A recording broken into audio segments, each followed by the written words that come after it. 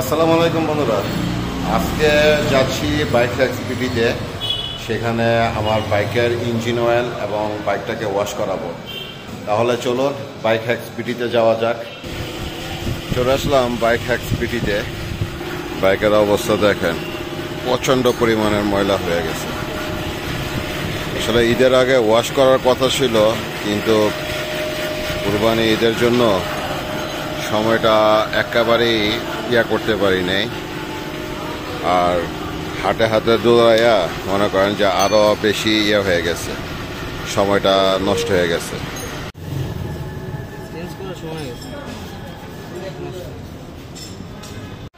এ হচ্ছে রাজু, আমার এলাকার ছোট ভাই। ঘোরাফেরা কইরা আসছে, এখন তার বাইকটাকে সার্ভিসিং করাইতেছে। বাইকটা হচ্ছে জিক্সার SF। এ হচ্ছে ছোট ভাই। হোন্ডা এবারকা আমি মিনারেলটা ইউজ করতেছি। সবসময় ফুল সিনথেটিকটা ইউজ করতাম, কিন্তু এবার ইচ্ছা করে মিনারেলটা ইউজ করতেছি। দেখা যাক এটার পারফরমেন্সটা কেমন পাই। আগে ইউজ করতাম, কিন্তু বেশ কয়েক বছর যাবতের আমি মিনারেল সিনথেটিকটা ইউজ করতেছি, ফুল সিনথেটিক।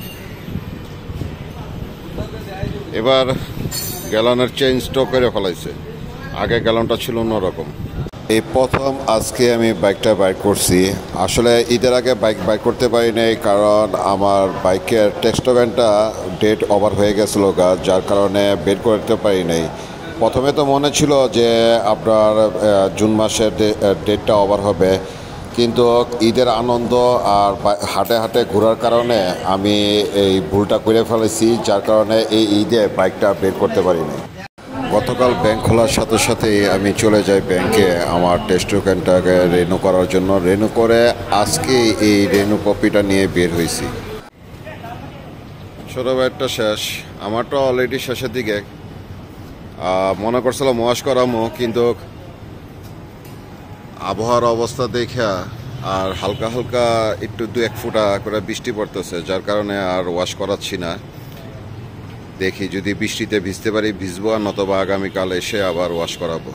তাহলে বন্ধুরা এখন বিদায় নিয়ে নিচ্ছি, দেখা হচ্ছে পরবর্তী আরেকটা ভিডিওতে। ততক্ষণ পর্যন্ত আপনারা ভালো থাকুন, সুস্থ থাকুন, নিরাপদে থাকুন।